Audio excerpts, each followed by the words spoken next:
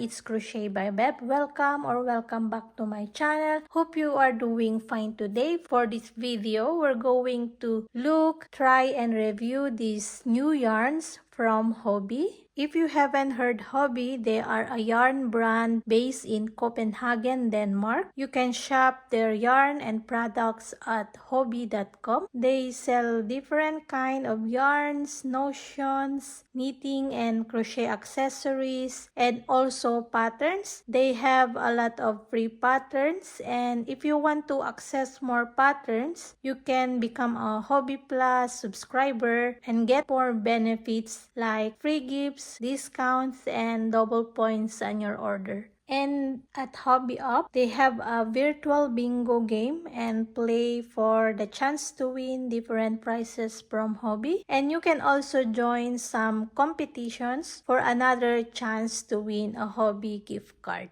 Now let's get into the yarn that they sent me. Hobbii sent me 4 newly launched yarns to try. First is the Upcycled Alpaca blend. This is 100% upcycled materials. It is medium weight. It is a unique fusion of 33% alpaca, 33% wool, and 34% acrylic. The 100 gram skin will get you 200 meters or 218 yards. They are available in 22 colors. The color palette is natural and subdued from grays to delicate blues and earthy tones. With the consist of the wool, the yarn was surprisingly soft and have a great texture as well. I've got this color number 1 and color number 6.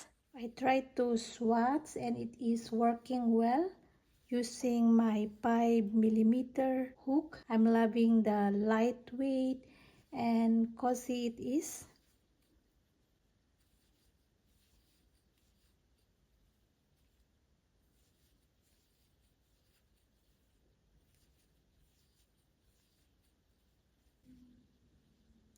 Imagine creating warm, soft sweaters or cardigans, pullovers, or accessories such as scarves. Beanies would be perfect using this yarn.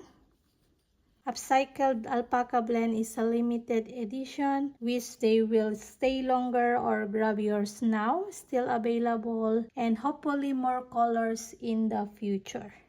Next is Hobbii Everday Acrylic. This is 3-ply spun 100% acrylic yarn. It is lightweight or number 3. This is 100 grams with 350 meters.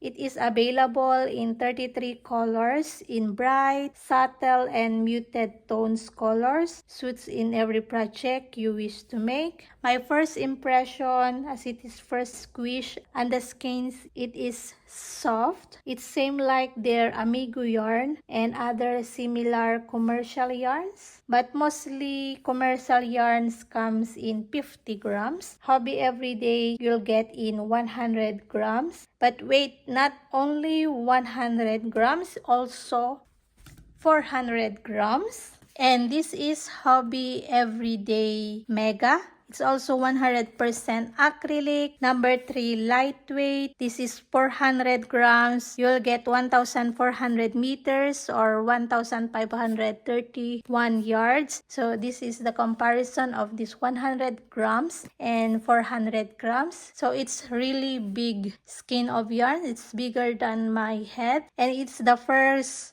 biggest skein of yarn I've seen and I've had. It's very big. This is very good for bigger projects like blankets or sweaters. In these mega skeins, you will avoid having to join many skeins when you are working bigger projects. And it can be machine washable. So good fit for projects you need to wash frequently. I have a suggestion pattern using Hobbii Everday Mega or Hobbii Everday Acrylic. Is my 1989 or folklore cardigan. It uses lightweight or DK yarn. So this is perfect yarn to use to that pattern. This is also lightweight yarn or number 3. They are the same yarn weight. This color is similar to make the 1989 cardigan.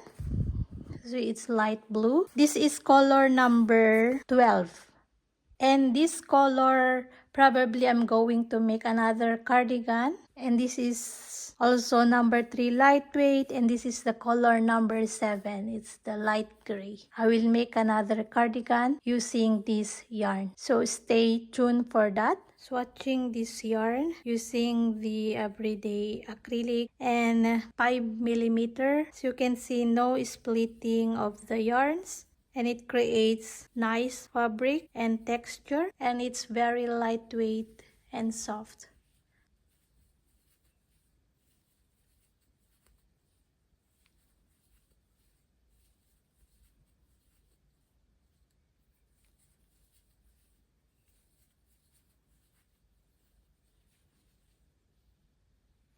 Next is the Friends Ribbon Gold. This is super bulky, 90% cotton and 10% polyester. This is 250 grams with 125 meters or 136 yards. With the structure of a flattened tubular yarn. It is available only in 3 colors. I wish they have them in more other colors. They are ideal for making interior projects like basket, placemats, or bags and totes. You will find it here a lot of patterns using this yarn.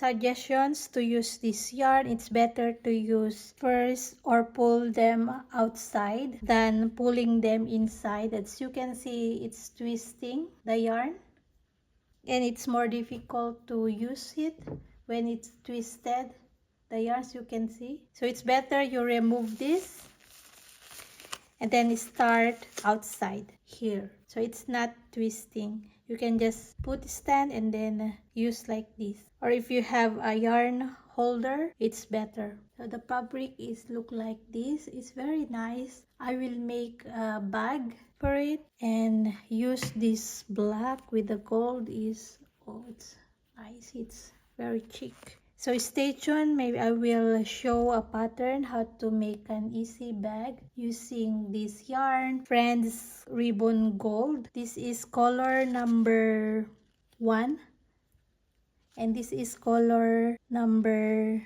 where is it?